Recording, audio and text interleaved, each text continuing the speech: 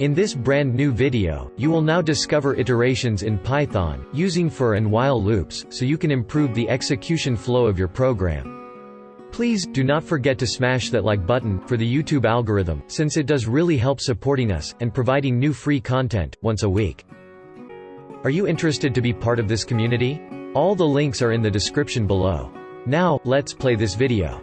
Good. But how can you execute some code, after for loop statement, and still keep your code clear? Else, in for loop. The common construct is to run a loop, and search for an item. If the item is found, we break out of the loop, using the break statement. There are two scenarios in which the loop may end. The first one is when the item is found and break is encountered. The second scenario is that the loop ends without encountering a break statement. Now we may want to know which one of these is the reason for a loop's completion. One method is to set a flag, and then check it, once the loop ends. Another is to use an optional else clause, at the end of for loop. The else clause will be executed, if the loop terminates naturally, through exhaustion of the iterable object.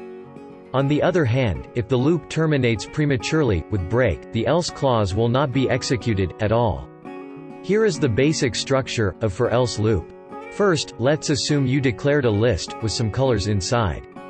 Now, you want to search for a specific item, which in that case, is the color blue. If you find it, you want to break this loop, then continue with the next statements after the loop. But, on the other hand, if you didn't find that item, you want to execute some code first.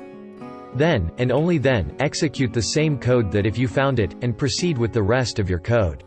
If you liked this video, please, do not forget to give a thumb up, and subscribe our channel. Digital Academy, learn free. Thanks for watching this video. Please subscribe.